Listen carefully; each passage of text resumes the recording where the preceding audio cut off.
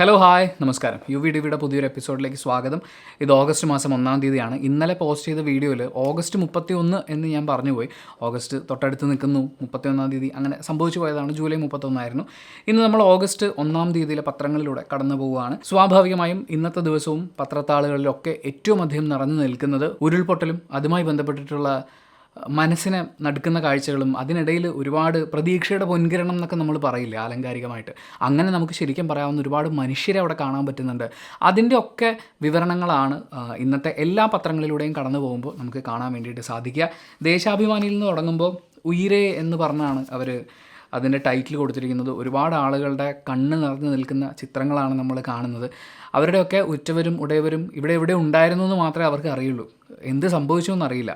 അപ്പോൾ അവരുടെ ചിത്രങ്ങൾ ഇങ്ങനെ ഉയർത്തിപ്പിടിച്ചുകൊണ്ട് ഫോണിൽ കാണിച്ചുകൊണ്ട് ഇങ്ങനെ നിൽക്കുന്ന ഒരു ഫോട്ടോയാണ് ദേശാഭിമാനി ഫ്രണ്ട് പേജിൽ കൊടുത്തിട്ടുള്ളത്. പിന്നെ ദുരിതാശ്വാസ ക്യാമ്പിൽ സന്നദ്ധ പ്രവർത്തകർ എത്തിച്ചു കൊടുത്ത കുപ്പിവെള്ളം അത് കൈ പിടിച്ചിട്ട് ചിരിച്ചുകൊണ്ട് നിൽക്കുന്ന ഒരു കുഞ്ഞിൻ്റെ ചിത്രമുണ്ട്. ആ ചിരിയുണ്ടല്ലോ, അങ്ങനത്തെ ചിരികൾ, അത് നമ്മളാരാണെന്ന് കൂടി പറയുന്നൊരു ചിരിയാണ്. അവിടെ നമ്മൾ ഉൾപേജിലേക്ക് വരുമ്പോൾ ദേശാഭിമാനി മാത്രമല്ല ഒരുപാട് പത്രങ്ങൾ റിപ്പോർട്ട് ചെയ്തിട്ടുള്ള അതേ കാര്യം തന്നെയാണ്.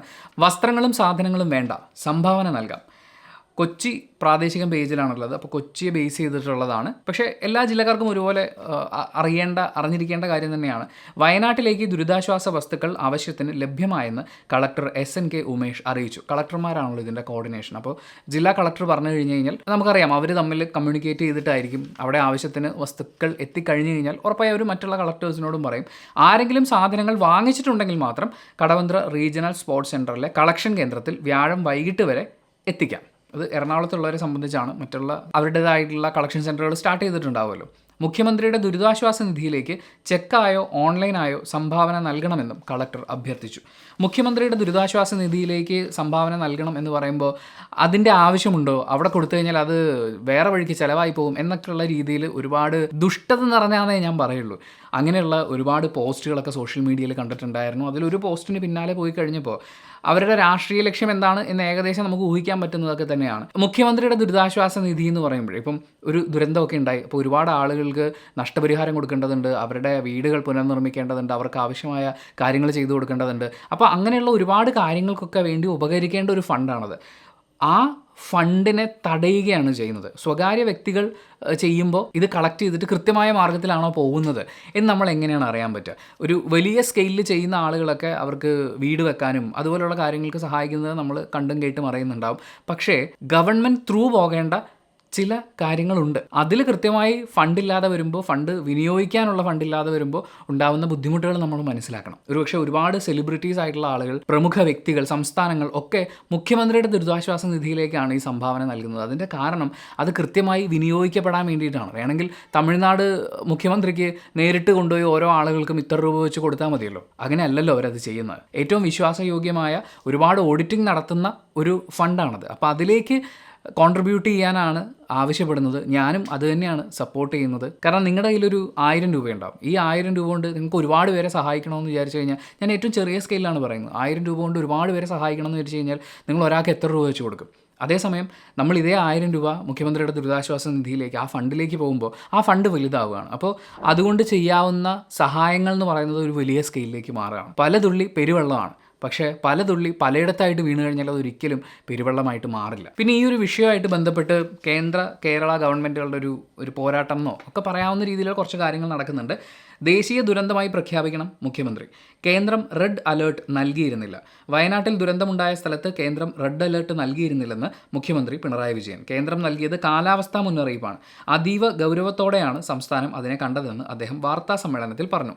ദുരന്തമുണ്ടായിടത്ത് ഓറഞ്ച് അലേർട്ടാണ് നിലനിന്നിരുന്നത്. 115-നും 204 മില്ലിമീറ്ററിനും ഇടയിൽ മഴ പെയ്യുമെന്നായിരുന്നു ആദ്യ മുന്നറിയിപ്പ്. എന്നാൽ ആദ്യ 48 മണിക്കൂറിൽ 527 മില്ലിമീറ്റർ മഴയാണ് പെയ്തത്. അത്രയും മഴ സംഭവിക്കുകയാണ്. കാലാവസ്ഥാ വ്യതിയാനം അടക്കമുള്ള ഒരുപാട് കാര്യങ്ങൾ അതിന് ആക്കം കൂട്ടിയിട്ടുണ്ടാവും. അപകടമുണ്ടായ ശേഷമാണ് ഇവിടെ റെഡ് അലേർട്ട് പ്രഖ്യാപിച്ചത്. ജിയോളജിക്കൽ സർവേ ഓഫ് ഇന്ത്യ 29-ന് നൽകിയ മണ്ണിടിച്ചിൽ ഉരുൾപൊട്ടൽ മുന്നറിയിപ്പിൽ പച്ച അലേർട്ടായിരുന്നു. ഉരുൾപൊട്ടലിനുള്ള സാധ്യത പ്രവചിച്ചിരുന്നില്ല. കേന്ദ്ര ജല കമ്മീഷൻ ജൂലൈ 23 മുതൽ 29 വരെ ഒരു ദിവസം പോലും ഇരുവഴിഞ്ഞിപ്പുഴയിലോ ചാലിയാറിലോ പ്രളയ മുന്നറിയിപ്പും നൽകിയിരുന്നില്ല. പാർലമെൻറ്റിൽ പറഞ്ഞ കാര്യങ്ങൾ വസ്തുതാവിരുദ്ധമാണെന്ന് മുഖ്യമന്ത്രി പറഞ്ഞു. അമിത്ഷായാണ് പാർലമെൻറ്റിൽ പറഞ്ഞത് കേരളം മുന്നറിയിപ്പ് കിട്ടിയിട്ട് അത് അവഗണിച്ചതാണ്, നമ്മൾ വരുത്തി വെച്ചതുപോലെ ഒരു ദുരന്തമാണെന്നുള്ള രീതിയിൽ അതിനെ എതിർത്തുകൊണ്ടാണ് മുഖ്യമന്ത്രിയുടെ ഒരു പ്രസ്താവന വന്നത്. മറ്റൊരു വാർത്ത, അതും മുഖ്യമന്ത്രി പറഞ്ഞതായിട്ട് തന്നെയാണ് ദേശാഭിമാനി റിപ്പോർട്ട് ചെയ്യുന്നത്. ദുരന്തമുഖത്ത് ശരിയല്ലാത്ത പ്രചാരണങ്ങൾ നടത്തരുതെന്ന് മുഖ്യമന്ത്രി പിണറായി വിജയൻ. മാധവ് ഗാഡ്ഗിൽ കമ്മിറ്റി റിപ്പോർട്ട് ചിലർ എല്ലാ കാലത്തും ഉന്നയിക്കുന്ന കാര്യമാണ്. പ്രളയം വന്നപ്പോഴും ഗാഡ്ഗിൽ കമ്മിറ്റി റിപ്പോർട്ട് നടപ്പാക്കിയിരുന്നെങ്കിൽ അത് സംഭവിക്കില്ലായിരുന്നെന്ന് പറഞ്ഞു. അതിതീവ്ര മഴ ഇവിടെ മാത്രമല്ല ലോകത്ത് എല്ലായിടത്തും സംഭവിക്കുകയാണ്. കാലാവസ്ഥാ വ്യതിയാനത്തിൻ്റെ ഭാഗമായി സംഭവിക്കുന്ന കാര്യത്തെ ഗൗരവമായി കാണാൻ കഴിയണം. വർദ്ധിക്കുന്ന കാർബൺ ബഹിർഗമനവും അതുമൂലമുണ്ടാകുന്ന ആഗോളതാപനം സൃഷ്ടിക്കുന്ന പ്രശ്നങ്ങളും ഉണ്ട്. അവിടെ നമ്മൾ അതിൻ്റെ വിഷ്വൽസ് എടുത്ത് നോക്കിക്കഴിഞ്ഞാൽ ഈ ദുരന്തത്തിന് മുമ്പുള്ള മുണ്ടക്കൈ പ്രദേശങ്ങളൊക്കെ നമ്മൾ എടുത്ത് നോക്കുകയാണെന്നുണ്ടെങ്കിൽ അവർ ഒരുപാട് തേയിലത്തോട്ടങ്ങൾ നമുക്ക് കാണാൻ വേണ്ടിയിട്ട് സാധിക്കും. അങ്ങനെ കയ്യേറ്റം നടത്താൻ പറ്റുന്ന രീതിയിലുള്ളൊരു ഭൂപ്രദേശമല്ല അത് എന്നുള്ളതാണ് ഞാൻ മനസ്സിലാക്കുന്നത്. മാധവ് ഗാഡ്ഗിൽ റിപ്പോർട്ടുമായിട്ട് ബന്ധപ്പെട്ട് നമ്മൾ ഓഫ് കോഴ്സ് ഒരു വീഡിയോ ചെയ്യുന്നുണ്ട്. അപ്പോൾ കുറേയും കൂടി ഇൻഡെപ്ത് പറയാൻ ശ്രമിക്കാം. മാത്രമല്ല മനോരമയിൽ ഒരു പരിസ്ഥിതി പ്രവർത്തകൻ്റെ കുറച്ച് സ്റ്റേറ്റ്മെൻറ്റുകൾ കൂടിയുണ്ട്. അതിലേക്ക് വരുമ്പോൾ നമുക്ക് അതിനെക്കുറിച്ച് സംസാരിക്കാം. നാടിന് വേണ്ടപ്പെട്ടവരാണ് അപകടത്തിൽപ്പെട്ടത്, അവരെ എങ്ങനെ സഹായിക്കാമെന്നാണ് ഏത് രാഷ്ട്രീയ പാർട്ടിയും ചിന്തിക്കുക. എന്നാൽ ചിലർ എപ്പോഴും തെറ്റായ പ്രചരണം നടത്തും. മുഖ്യമന്ത്രിയുടെ ദുരിതാശ്വാസ നിധിയായിട്ട് ബന്ധപ്പെട്ട് പലരും നടത്തുന്ന കുപ്രചരണങ്ങളെക്കുറിച്ച് നമുക്ക് വേണമെങ്കിൽ അങ്ങനെ പറയാം. പക്ഷേ ഈ പരിസ്ഥിതിയായിട്ട് ബന്ധപ്പെട്ട് നമ്മൾ ഉയർത്തുന്ന വാദങ്ങളൊക്കെ ഇപ്പോൾ അവരെ സഹായിക്കലാണ് നമ്മുടെ പ്രധാന ലക്ഷ്യം എന്ന് പറയുമ്പോൾ അത് പറയണ്ട എന്ന് പറയുന്നൊരു അർത്ഥം വരരുത്. കാരണം ഇത് നമ്മൾ ചർച്ച ചെയ്യേണ്ടതാണ്. ഇത്രയധികം ആളുകളുടെ ജീവിതങ്ങളെ ബാധിക്കുന്നു. ഇതിനു മുമ്പും ഉരുൾപൊട്ടലുകൾ ഉണ്ടായിട്ടുണ്ട്. ഉരുൾ പൊട്ടിക്കഴിഞ്ഞ് എല്ലാം നാമാവശേഷമാവുന്ന, ബഹുഭൂരിപക്ഷം കാര്യങ്ങളും നാമാവശേഷമാവുന്ന സമയത്ത് അവിടെ ചെന്ന് രക്ഷാപ്രവർത്തനം നടത്തി അതിനുശേഷമുള്ള പുനരധിവാസവും പരിപാടികളുമാണ് നമ്മൾ ചെയ്തുകൊണ്ടിരിക്കുന്നത്. ഈ ദുരന്തത്തിൻ്റെ ആക്കം കുറയ്ക്കാൻ അതിന് മുൻപേ നമ്മൾ കൈക്കൊള്ളേണ്ട ഒരുപാട് കാര്യങ്ങളില്ലേ? പലരും വിചാരിക്കുന്നത് നമ്മൾ ഈ പരിസ്ഥിതിയായിട്ട് ബന്ധപ്പെട്ടുള്ള പരിസ്ഥിതിയിലേക്കുള്ള കടന്നുകയറ്റവും അതുപോലെ പരിസ്ഥിതി ലോലമായിട്ടുള്ള പ്രകൃതി പ്രദേശങ്ങളെക്കുറിച്ചൊക്കെ നമ്മൾ സംസാരിക്കുമ്പോൾ അവിടെ ജീവിക്കുന്ന അവിടുത്തെ ചെറുകിട കൃഷിക്കാരെയും ഒക്കെയാണ് നമ്മൾ ഏതാണ്ട് കുറ്റപ്പെടുത്തുന്നതെന്ന്. അങ്ങനെയല്ല അത് സംഭവിക്കുന്നത്. അടുത്ത കാര്യം, മുഖ്യമന്ത്രിയുടെ ദുരിതാശ്വാസ നിധി എന്തിന് എന്ന് പറഞ്ഞ് ഒരു ഡീറ്റെയിൽഡ് റിപ്പോർട്ട് ദേശാഭിമാനി ഒരു കോളം കൊടുത്തിട്ടുണ്ട്. ഞാനത് വായിക്കാം. പ്രകൃതിക്ഷോഭം, അപകടങ്ങൾ തുടങ്ങിയ ദുരന്തങ്ങളിൽ മരിച്ചവരുടെ കുടുംബങ്ങൾ, ഗുരുതര രോഗങ്ങൾ പിടിപെട്ടവർ തുടങ്ങിയവർക്കുള്ള അടിയന്തര സഹായത്തിനുള്ളതാണ് മുഖ്യമന്ത്രിയുടെ ദുരിതാശ്വാസ നിധി. 2 ലക്ഷം രൂപയിൽ താഴെ വാർഷിക വരുമാനമുള്ളവർക്കാണ് ചികിത്സാ സഹായം നൽകുക. നടത്തിപ്പ് സുതാര്യമാണ്. ഡോക്ടറുടെ സർട്ടിഫിക്കറ്റ് അടക്കം ഗുണഭോക്താവിൻ്റെ വിശദാംശങ്ങൾ പരിശോധിച്ച് വില്ലേജ് ഓഫീസർമാരുടെ റിപ്പോർട്ടിന്മേൽ കളക്ടറേറ്റിൽ നിന്നാണ് CMDRFിലേക്ക് അപേക്ഷ കൈമാറുക. പൂർണ്ണമായും വെബ് വഴിയാണ് കൈകാര്യം. ഗുണഭോക്താക്കൾക്ക് അക്കൗണ്ടിലേക്ക് നേരിട്ട് തുകയെത്തും. നിധി സംബന്ധിച്ച ഏത് വിവരവും ആർക്കും വിവരാവകാശ പ്രകാരം ലഭ്യമാണ്. ഫണ്ടുകൾ CAG ഓഡിറ്റിങ്ങിന് വിധേയമാണ്. ബജറ്റിങ്ങും ചെലവും സംസ്ഥാന നിയമസഭ സൂക്ഷ്മ പരിശോധന നടത്തും. ഓൺലൈൻ വഴിയാണ് സംഭാവന സ്വീകരിക്കുക. കൈകാര്യം ചെയ്യുന്നത് ധനകാര്യ സെക്രട്ടറിയാണ്. അഡീഷണൽ ചീഫ് സെക്രട്ടറി ധനകാര്യ വകുപ്പ് ആണ് ഫണ്ട് കൈകാര്യം ചെയ്യുന്നത്. നിയന്ത്രിക്കുന്നത് റവന്യൂ വകുപ്പാണ്. റവന്യൂ സെക്രട്ടറി പുറപ്പെടുവിച്ച ഉത്തരവനുസരിച്ച് ധനകാര്യ സെക്രട്ടറിക്ക് ഫണ്ട് പിൻവലിക്കാം. ജില്ലാ collector, revenue special secretary, revenue മന്ത്രി, മുഖ്യമന്ത്രി എന്നിവർക്ക് സർക്കാർ ഉത്തരവുകളിലൂടെ തുക അനുവദിക്കാം. അതിലുപരിയായി വേണമെങ്കിൽ മന്ത്രിസഭ പാസ്സാക്കണം. പലരും വിചാരിച്ചിരിക്കുന്നത് CMDRFിലേക്ക് നമ്മൾ ഫണ്ട് ഇട്ട് കഴിഞ്ഞാൽ അത് മുഖ്യമന്ത്രി എടുത്തുകൊണ്ട് പോകുന്നു, അല്ലെങ്കിൽ അങ്ങനെ മോഷ്ടിക്കുന്നു എന്നൊക്കെയുള്ള രീതിയിലാണ്. ഈ മുഖ്യമന്ത്രിയുടെ ദുരിതാശ്വാസ നിധി കുറേ കാലങ്ങളായിട്ട് ഉള്ളതാണ്. ഇതിനു മുമ്പ് മുഖ്യമന്ത്രിമാരുണ്ടായിട്ടുള്ള കേരളത്തിൽ വിജയിച്ചിട്ടുള്ള പാർട്ടികളുണ്ടല്ലോ, അവരടക്കമാണ് ഈ ഫണ്ടിലേക്ക് പൈസ ഇട്ട് കഴിഞ്ഞാൽ മുഖ്യമന്ത്രി അടിച്ചു മാറ്റും എന്ന് പറയുന്നത്. അങ്ങനെ പറയുകയാണെങ്കിൽ ഇതിനു മുമ്പ് കേരളത്തിൽ മുഖ്യമന്ത്രിയായിരുന്ന ആളുകളൊക്കെ ഈ ഫണ്ട് അടിച്ചു മാറ്റിയിരുന്നു എന്നാണോ പറയുന്നത്? ഇത്രയധികം കടമ്പകൾ കടന്നിട്ടാണ് അതിൽ നിന്നൊരു രൂപ ഒരാളിലേക്ക് എത്തുന്നത്. ഇത്രയധികം വെരിഫിക്കേഷൻസ് ഉണ്ട്. കണക്കുകളും തെളിവുകളും ഇല്ലാതെയുള്ള ആരോപണങ്ങൾ ഉന്നയിച്ചുകൊണ്ട് ഒരുപാട് ആളുകളിലേക്ക് എത്തേണ്ട സഹായത്തിനെയാണ് ഇവരൊക്കെ ബ്ലോക്ക് ചെയ്യുന്നത്. അതിനോടൊപ്പം മറ്റ് പ്രാദേശിക തലത്തിലുള്ള വെള്ളം കയറലും അതുമായി ബന്ധപ്പെട്ടിട്ടുള്ള ബുദ്ധിമുട്ടുകളും ഒക്കെ ദേശാഭിമാനി മാത്രമല്ല എല്ലാ പത്രങ്ങളിലും ഉണ്ട്. അതിനോടൊപ്പം ഒരു വാർത്ത, ദേശാഭിമാനി അത് അവസാന പേജിലേക്കാണ് കൊടുത്തിരിക്കുന്നത്, അതേസമയം മാതൃഭൂമി അത് ഏറ്റവും മുന്നിലെ പേജിലാണ് കൊടുത്തിട്ടുള്ളത്. നടൻ പ്രമോദ് വെളിയനാടുണ്ടല്ലോ, അദ്ദേഹം സംഗീതം പകർന്നിട്ടുള്ള ഒരു പാട്ടുണ്ട്. ആ പാട്ടിൻ്റെ പ്രത്യേകത ഇന്ന് ഈ ദുരന്തം ബാധിച്ച ചൂരൽമലയിലെ വെള്ളാർമല GVHSSനെ കുറിച്ചുള്ള പാട്ടാണ്. ആ സ്കൂളിലെ മലയാളം അധ്യാപകനായ ഉണ്ണികൃഷ്ണൻ എഴുതിയ പാട്ടിലെ വരികൾക്ക് ഈണം നൽകിയത് പ്രമോദ് വെളിയനാടാണ്. 2023 ആ സ്കൂളിൻ്റെ വാർഷികാഘോഷത്തിന് വേണ്ടി ഈ പാട്ട് ഒരുക്കുന്നത്. വെള്ളരിമലയുടെ താഴ്വാരത്തൊരു വിദ്യാലയമുണ്ട്, പുന്നപ്പുഴയുടെ ഓരം ചേർന്നൊരു പള്ളിക്കൂടമുണ്ട്. ഞാൻ ഈ പാട്ടിൻ്റെ വിഷ്വലൊക്കെ കാണുമ്പോൾ ഇന്നൊന്നുമല്ലാതായിരിക്കുന്ന ഇടങ്ങൾ എങ്ങനെയൊക്കെ ആയിരുന്നു, അവിടെയുള്ള ആളുകൾ എങ്ങനെയൊക്കെ ആയിരുന്നു എന്നൊക്കെ ഉള്ളതിൻ്റെ കുറേ കാഴ്ചകളുണ്ട്, വളരെ മനോഹരമായിട്ടുള്ള കാഴ്ചകളുണ്ട്. ആ കാഴ്ചകളിൽ നിന്ന് നമ്മൾ ഇന്നത്തെ കാഴ്ചകളിലേക്ക് വരുമ്പോഴാണ് ആ ദുരന്തം കുറേയും കൂടി മനസ്സിലാവുന്നത്. അത് പ്രമോദ് വെളിയനാട് അദ്ദേഹത്തിൻ്റെ സോഷ്യൽ മീഡിയ പ്ലാറ്റ്ഫോമിൽ ആ വീഡിയോ ഷെയർ ചെയ്തിട്ടുണ്ട്. മാതൃഭൂമിയിലേക്ക് വരുമ്പോൾ വീണ്ടും കണ്ണ് നിറയിക്കുന്ന കാഴ്ചകളും വാർത്തകളും തന്നെയാണ് ഫ്രണ്ട് പേജിൽ നമ്മളെ കാത്തിരിക്കുന്നത്. 9 ജില്ലകൾക്ക് ഇന്ന് മഞ്ഞ മുന്നറിയിപ്പ് എന്നുണ്ട്. എറണാകുളം അടക്കം 10 ജില്ലകളിൽ വിദ്യാഭ്യാസ സ്ഥാപനങ്ങൾക്ക് ഇന്ന് അവധി എന്നുള്ളൊരു വാർത്തയുണ്ട്. രാഹുലും പ്രിയങ്ക ഗാന്ധിയും ഇന്ന് വയനാട്ടിൽ എന്നുള്ള, ഞാൻ കുറച്ച് മുമ്പ് സോഷ്യൽ മീഡിയയിൽ കണ്ടിട്ടുണ്ടായിരുന്നു, അവർ എത്തി എന്നുള്ള വാർത്തകളും കാര്യങ്ങളും. ആ വാർത്ത ഷെയർ ചെയ്ത ഒരാളുടെ സോഷ്യൽ മീഡിയ പോസ്റ്റ് ഇങ്ങനെയായിരുന്നു: എല്ലാവരെയും അവിടുന്ന് രക്ഷിച്ചു കഴിഞ്ഞിട്ട് പോരെ ഫണ്ട് പിരിക്കൽ എന്ന്. മുഖ്യമന്ത്രിയുടെ ദുരിതാശ്വാസ നിധിയിലേക്ക് ഫണ്ട് വേണം എന്ന് പറയുന്ന കാര്യത്തിനെ കുറിച്ചിട്ടുള്ള അവരുടെ റിയാക്ഷനാണത്. അതായത് ഇപ്പോൾ കുറേ ആളുകൾ ആ മണ്ണിൻ്റെ അടിയിലുണ്ടല്ലോ, അവരെയൊക്കെ വാരി എടുത്തിട്ട് പോരെയെന്ന്. അത് പെട്ടെന്ന് കേൾക്കുമ്പോൾ ഇമോഷണലി നമുക്കും ചിലപ്പോൾ തോന്നും, മരിച്ചു കിടക്കുന്ന അച്ഛൻ്റെ സംസ്കാരം കഴിഞ്ഞിട്ട് പോരെ സ്വത്ത് വീതം വെക്കൽ എന്ന് പറയുന്നൊരു ടോണുണ്ട് അതിന്. പക്ഷേ യാഥാർത്ഥ്യം അങ്ങനെയല്ല. ഇപ്പോഴാണ് നമ്മുടെ സഹായം അവർക്ക് ആവശ്യമുള്ളത്. സാധന സാമഗ്രികൾ അങ്ങനെ ഒരുപാട് അവിടെ കൊണ്ടുചെന്ന് എത്തിക്കേണ്ടതില്ല എന്ന് വയനാട് കളക്ടർ തന്നെ അറിയിച്ചിട്ടുണ്ട്. അവിടെ വേണ്ടത് ഇനി ഇതെല്ലാം പുനർനിർമ്മിക്കുന്നതിന് വേണ്ടി, ഇവരുടെയൊക്കെ ജീവിതങ്ങൾ പുനർനിർമ്മിക്കുന്നതിന് വേണ്ടിയിട്ടുള്ള ധനസഹായങ്ങളാണ്. കേരളത്തിന് പലതവണ മുന്നറിയിപ്പ് നൽകിയെന്ന് അമിത്ഷാ. ആരുടെയെങ്കിലും പെടലിക്കിട്ടാൽ രക്ഷപ്പെടാനാവുമോ എന്ന് മുഖ്യമന്ത്രി പിണറായി വിജയൻ. ദുരന്ത നിവാരണ അതോറിറ്റിയെക്കുറിച്ചിട്ടുള്ള ഒരു റൈറ്റപ്പ് മാതൃഭൂമിയിലുണ്ട്. ദുരന്തം വന്നാലേ വിവരമറിയൂ, ആശ്രയിക്കുന്നത് പഴയ വിവരങ്ങൾ. 2010 വിവരങ്ങൾ അടിസ്ഥാനമാക്കി 2012 തയ്യാറാക്കി 2016 അംഗീകാരം നൽകിയ ദുരന്ത നിവാരണ പദ്ധതിയാണ് കേരളം ഇപ്പോഴും പിന്തുടരുന്നത്. ഇതുപ്രകാരം തയ്യാറാക്കിയിട്ടുള്ള ഭൂപടത്തിൽ ഉരുൾപൊട്ടലുണ്ടായ ചൂരൽമലയും മുണ്ടക്കൈയും ഉൾപ്പെടുന്ന വൈത്തിരി താലൂക്ക് താരതമ്യേന അപകടം കുറഞ്ഞ ഉരുൾപൊട്ടൽ മേഖലയായാണ് കാണിച്ചിട്ടുള്ളത്. 2012 തയ്യാറാക്കിയിട്ടുള്ള റിപ്പോർട്ട് അനുസരിച്ചിട്ടാണ് ഈ മേഖലയിലൊന്നും വലിയ പ്രശ്നമില്ല എന്നുള്ള ഒരു ഡീറ്റെയിൽ ഉള്ളത്. 2010 തയ്യാറാക്കിയിട്ടുള്ള. ഇപ്പോൾ കുറ്റപ്പെടുത്തേണ്ട സമയമല്ല, നമ്മളെല്ലാവരും ഒരുമിച്ച് നിൽക്കണം. പിന്നെ ഇത് ഇപ്പോഴാണോ പറയേണ്ടത് എന്ന് ചോദിച്ചാൽ പിന്നെ എപ്പോഴാണ് സാർമാരെ ഇതൊക്കെ കേൾക്കാൻ ഇവിടെ ആളുകളുള്ളത് എന്നുള്ളതാണ് മറുചോദ്യം. ഈ ദുരന്തം അവസാനിച്ചു. കുറേ ആളുകൾ ഇനി നഷ്ടപരിഹാരം കിട്ടുന്നതിന് വേണ്ടിയിട്ടും വീട് വെക്കുന്നതിന് വേണ്ടിയും അവരുടെ ജീവിതങ്ങൾ കരിപ്പിടിപ്പിക്കുന്നതിന് വേണ്ടിയിട്ടൊക്കെയുള്ള ചെറിയ കോളം വാർത്തകളായിട്ട് മാറും. ഫ്രണ്ട് പേജിൽ നിന്ന് നടുപ്പേജിൽ നിന്ന് ഇവരുടെ ജീവിതങ്ങൾ എന്ന് പറയുന്നത് ചെറിയ കോളം വാർത്തകളായിട്ട് മാറും. അന്ന് ഇനി നമ്മൾ പ്രകൃതിയെക്കുറിച്ച് സംസാരിക്കണം, പരിസ്ഥിതിയെക്കുറിച്ച് സംസാരിക്കണം, അവിടുത്തെ പ്രശ്നങ്ങൾ നമ്മൾ മനസ്സിലാക്കണം, അവിടെ ഇനിയും നിർമ്മാണങ്ങൾ അനുവദിച്ചുകൂടാ എന്നൊക്കെ പറഞ്ഞ് മുന്നോട്ട് വരുമ്പോൾ ഇതൊന്നും കേൾക്കാൻ ഇവർക്ക് ആർക്കും സമയം ഉണ്ടാവില്ല അധികൃതരുടെ ഭാഗത്തു നിന്ന്. അപ്പോഴേക്കും അടുത്തൊരു പ്രശ്നം ഉണ്ടാവും. അതിനെക്കുറിച്ച് റിയാക്ട് ചെയ്ത് ആ വിവാദത്തിൻ്റെ കൂടെ പോകേണ്ട തിരക്കിലായിരിക്കും മാധ്യമങ്ങളും. ഇപ്പോഴെങ്കിലും പറഞ്ഞാലേ ആരെങ്കിലും കേൾക്കുള്ളൂ. സാമൂഹിക പ്രതിരോധവും സന്നാഹമൊരുക്കലുമാണ് പുതിയ കാലഘട്ടത്തിലെ ദുരന്ത നിവാരണ പ്രവർത്തനം. എന്നാൽ രക്ഷാപ്രവർത്തനം, ദുരിതാശ്വാസം, പുനരധിവാസം എന്നിവയാണ് കേരളം ഇപ്പോഴും തുടരുന്ന മുദ്രാവാക്യം. അതായത് അപകടം ഉണ്ടായി കഴിഞ്ഞതിന് ശേഷം രക്ഷാപ്രവർത്തനത്തിന് ഇറങ്ങുക, അവരെ പുനരധിവസിപ്പിക്കുക, പുനർനിർമ്മിക്കുക, ഇതൊക്കെയാണ് നമ്മുടെ പരിപാടി. 2018 പ്രളയത്തിന് ശേഷം ഡൽഹി JNUവിലെ special centre for disaster research തയ്യാറാക്കിയ റിപ്പോർട്ടിൽ കേരളം തുടരുന്ന ഈ ന്യൂനത പ്രത്യേകം ചൂണ്ടിക്കാട്ടിയിട്ടുണ്ട്.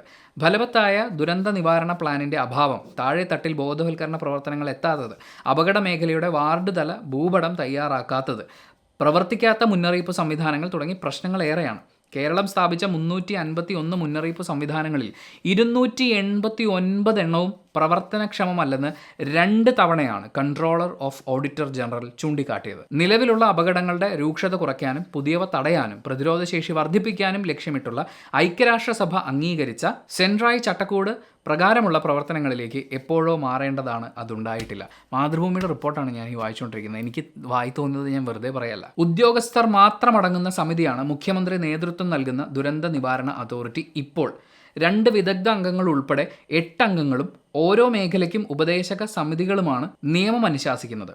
ദുരന്ത നിവാരണ വിദഗ്ധരെ ജില്ലാതല ഉദ്യോഗസ്ഥരായി നിയമിക്കണമെന്നാണ് വ്യവസ്ഥയെങ്കിലും ഡെപ്യൂട്ടി കളക്ടർമാർക്കാണ് ഈ ചുമതല നൽകിയിരിക്കുന്നത്. ദുരന്ത നിവാരണ അതോറിറ്റി എന്ന് പറയുന്നത് മുഖ്യമന്ത്രി നേതൃത്വം നൽകുന്ന കുറച്ച് ഉദ്യോഗസ്ഥരാണ്. എക്സ്പേർട്സ് എവിടെ? ഇതാണ് ചോദ്യം. ഇത്തരം പരിസ്ഥിതി ലോലമായ പ്രദേശങ്ങൾ 2010 കണക്കും വെച്ചുകൊണ്ടിരുന്നിട്ട് കാര്യമില്ല. പ്രകൃതി മാറുകയാണ്, പരിസ്ഥിതി മാറുകയാണ്. ഇത്തരം കണക്കുകളും സ്റ്റഡീസൊക്കെ ഇപ്പോഴെങ്കിലും ഇതൊക്കെ പ്രഖ്യാപനമെങ്കിലും വളരെ വളരെ ഇമ്പോർട്ടൻ്റ് ആണ്. ഈ സമയത്ത് നമ്മൾ രക്ഷിക്കൽ മാത്രമാണ് എന്ന് പറഞ്ഞാൽ അവിടെ രക്ഷിക്കേണ്ട ആളുകളുണ്ട്. ആ പ്രവർത്തനങ്ങൾ നിർത്തിവെച്ചിട്ട് നമ്മൾ ഇതിൻ്റെ പുറകെ പോകണം എന്നല്ല പറയുന്നത്. ഇതും നടക്കണം. മറ്റൊരു വാർത്ത മാതൃഭൂമി റിപ്പോർട്ട് ചെയ്യുന്നത് പാറ്റ്നയിൽ നിന്നാണ്. വാർത്ത കുറച്ച് ഭീകരമായിട്ടാണ് എനിക്ക് ഫീൽ ചെയ്തത്. നമ്മുടെയൊക്കെ സ്കൂൾ കാലഘട്ടത്തിലും ബാഗ് തുറന്ന് പരിശോധിക്കുന്ന പരിപാടിയൊക്കെ ഉണ്ടായിരുന്നിരിക്കുമല്ലോ. ഇപ്പോൾ എൻ്റെയൊക്കെ സ്കൂൾ ബാഗ് അധ്യാപകർ പരിശോധിച്ചുകൊണ്ടിരുന്നത് പരീക്ഷയ്ക്ക് മുമ്പ് നമ്മളെന്തെങ്കിലും തുണ്ട് വെച്ചിട്ടുണ്ടോ അല്ലെങ്കിൽ OPD മെറ്റീരിയൽ എന്തെങ്കിലും നമ്മുടെ കയ്യിലുണ്ടോ എന്ന് ചിലപ്പോൾ നോക്കും. അതുപോലെ തന്നെ ഈ ലഹരി വസ്തുക്കളൊക്കെ ഉപയോഗിക്കുന്ന ഒരു 8ാം ക്ലാസ്സൊക്കെ കഴിയുമ്പോഴേക്കും ഈ നാവിനടിയിലൊക്കെ വെക്കുന്ന ലഹരി പദാർത്ഥങ്ങളൊക്കെ സ്കൂളിലേക്ക് കൊണ്ടുവരുന്ന കുട്ടികളുണ്ടോ എന്ന് ചെക്ക് ചെയ്യുന്ന അധ്യാപകരുണ്ടായിരുന്നു. അവർ ഞെട്ടിക്കുന്ന പല കണ്ടുപിടുത്തങ്ങളും അവർക്ക് പല ബാഗുകളിൽ നിന്ന് കിട്ടാറും ഉണ്ടായിരുന്നു. പക്ഷേ ആ കാലഘട്ടങ്ങളിലൊന്നും നമുക്ക് കേട്ടുപരിചയമില്ലാത്ത ഒരു കാര്യത്തിന് വേണ്ടിയാണ് പാറ്റ്നയിലെ സ്കൂളുകളിൽ കുട്ടികളുടെ ബാഗ് കർശനമായും പരിശോധിക്കണമെന്ന് പോലീസ് നിർദ്ദേശം കൊടുത്തിരിക്കുന്നത്. 5 വയസ്സുള്ളൊരു കുട്ടി 3ാം ക്ലാസ്സിൽ പഠിക്കുന്ന ഒരു പയ്യനെ വെടിവെച്ചു. ഭാഗ്യത്തിന് കൈക്കാണ് വെടികൊണ്ടത്. ആ പരിക്കുമായിട്ട് ആ കുട്ടി ആശുപത്രിയിലാണ്. ഈ കുട്ടിയുടെ കയ്യിലേക്ക് 5 വയസ്സുകാരൻ്റെ കയ്യിലേക്ക് എങ്ങനെയാണ് തോക്ക് കിട്ടുകയെന്നറിയില്ല. പക്ഷേ അവൻ ബാഗിൽ അത് സ്കൂൾ വരെ കൊണ്ടുവന്ന് അവൻ ഉപദ്രവിച്ചിട്ടുണ്ടാവും. അവൻ അത്രയും ദേഷ്യം തോന്നിയിട്ടുള്ള എന്തെങ്കിലും കാര്യങ്ങളൊക്കെ ഉണ്ടാവാം. ആനിമൽ സിനിമയിൽ ഈ ഹീറോയിക് സാധനമൊക്കെ നായകൻ കാണിച്ചു കഴിഞ്ഞപ്പോൾ അതിന് കൈയടിച്ചിട്ടുള്ള ആൾക്കാരൊക്കെ നാട്ടിലുണ്ട്. 5 വയസ്സുള്ളൊരു കുട്ടി 3ാം ക്ലാസ്സിൽ പഠിക്കുന്ന തൻ്റെ സീനിയറിൻ്റെ അടുത്ത് അതേ കാര്യം ചെയ്തിരിക്കുകയാണ്. കൈയടിക്കാൻ തോന്നുന്നുണ്ടോ എന്നെനിക്കറിയില്ല. പക്ഷേ ഇടയ്ക്കൊന്ന് സൂക്ഷിക്കുന്നത് നല്ലതാണ്. ഇതുപോലെയുള്ള സിനിമകളും വാർത്തകളും ഒക്കെ നമ്മുടെ ചുറ്റും ഇങ്ങനെ നടന്നുകൊണ്ടിരിക്കുകയാണ്. Hope for the best, prepare for the worst എന്നാണല്ലോ. മാധ്യമത്തിലേക്ക് വരുമ്പോഴും ദുരന്തത്തിൻ്റെ കാഴ്ചകൾ തന്നെയാണ് നമ്മൾ വീണ്ടും കാണുന്നത്. ഫ്രണ്ട് പേജിൽ, അകത്തെ പേജിൽ സ്കൂൾ സമയം 8 മുതൽ 1 വരെ ആക്കാൻ നിർദ്ദേശം എന്ന് പറയുന്നൊരു ചെറിയ കോളം വാർത്തയുണ്ട്. വിശദ വാർത്ത പേജ് 5-ലാണുള്ളത്. കാര്യം എന്താണെന്ന് ഞാൻ ചുരുക്കി പറയാം. സ്കൂളുകളിലെ പഠന സമയം, ക്ലാസ്സിൻ്റെ ടൈം എന്ന് പറയുന്നത് രാവിലെ 8 മണി മുതൽ ഉച്ചയ്ക്ക് 1 മണി വരെ. അപ്പോൾ ഈ ഉച്ചയ്ക്ക് 1 മണി കഴിഞ്ഞാൽ കുട്ടികൾക്ക് ഫ്രീ ആണ്. അവർക്ക് ഹോംവർക്കുകൾ ചെയ്യാം, അവർക്ക് കളിക്കാം, അവർക്ക് മറ്റ് കാര്യം അത് വരണ്ടൊരു സമയം കഴിഞ്ഞു എന്നാണ് ഞാനും പറയുന്നത്. കാരണം ഈ സ്കൂളുകളിൽ പഠിപ്പിക്കുന്ന പരിപാടികൾക്ക് അപ്പുറത്തേക്ക് വേറെയും ഒരുപാട് കാര്യങ്ങൾ കുട്ടികൾക്ക് പഠിക്കാൻ പറ്റും. ഓരോ കുട്ടികളുടെയും ശേഷിക്കനുസരിച്ച് ആ കാര്യങ്ങൾ മാറി വരികയും ചെയ്യും. ചില ആളുകൾക്ക് ഓരോന്നൊക്കെ ഉണ്ടാക്കുകയും ഫിറ്റ് ചെയ്യുകയും അങ്ങനെയൊക്കെയുള്ള പരിപാടികളോടായിരിക്കും താല്പര്യം ഉണ്ടാവുക. വേറെ ചില ആളുകൾക്ക് പുതിയ ടെക്നോളജി എന്താണെന്നുള്ളത് പഠിച്ച് അപ്ലൈ ചെയ്യുന്നതായിരിക്കും താല്പര്യം. ഗെയിം ഡെവലപ്പ് ചെയ്യുന്ന കാര്യങ്ങൾ വരെ ചിന്തിക്കുന്ന സ്കൂൾ കുട്ടികളുണ്ട്. ടെക്നോളജിയെക്കുറിച്ച് ക്ലാസ് എടുക്കാൻ പോകുന്ന സ്കൂൾ കുട്ടികളുണ്ട്.